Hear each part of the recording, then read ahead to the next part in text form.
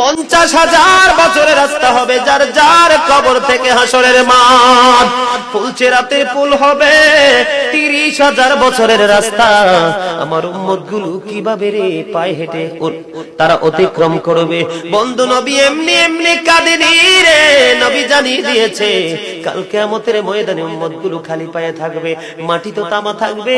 ও বন্ধু, তাদের শরীরে কোনো পোশাক থাকবে না, উলঙ্গ অবস্থায় থাকবে।